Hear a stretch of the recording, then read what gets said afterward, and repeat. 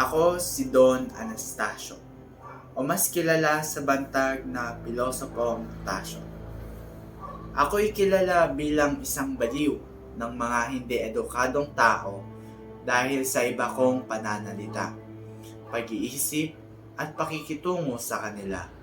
Samantala ako naman ay kilala bilang isang henyo ng mga taong matatalino dahil sa labis kong katalinuhan.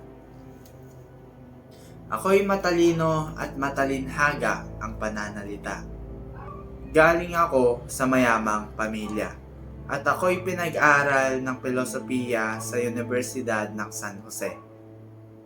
Ngunit pinahinto ako ng aking ina sa paniniwalang ang katalinuhan ko ang magiging dahilan upang makalimutan ang Diyos.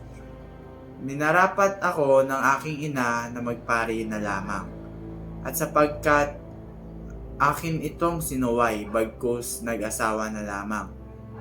Pagkalipas ng 1 taon ay nabiyudo ako at sa labis na pagdadalumhati ay ginugol ko ang aking oras sa pagbili at paglabasa ng aklat. At hanggang napabayaan ko ang aking minanang kabuhayan sa ina. Lagi akong laman ng lansangan.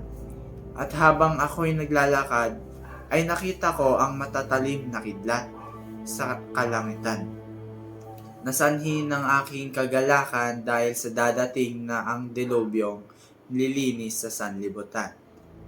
Tumuloy ako sa simbahan at doon ako naubutan ng 2 batang sakristan na nagngangalang Crispin at Basilio. At sinabihan ko silang kung maaari lang ay umuwi na mo sila sa kanilang ina sapagkat tinanggihan nila ako dahil na rin sa tungkulin nila sa simbahan. Patuloy akong naglakad hanggang narating ko ang bahay nila Don Filipo at Aling Doray.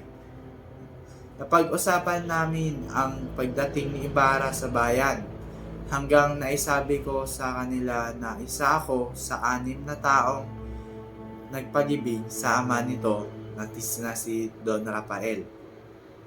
Nagpatuloy ang usapan hanggang napunta ito sa purgatorio.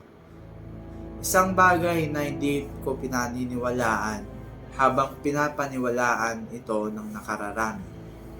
Ngunit nire-respeto ko ang pananaw ng reliyon na ito ay gabay upang ang tao ay mabuhay ng malinis. Kinalaunan ay ako'y nagpaalam ng may sigla at lumakad papalayo sa gitna ng matatalim na kidlat at dumadagundong na kulog.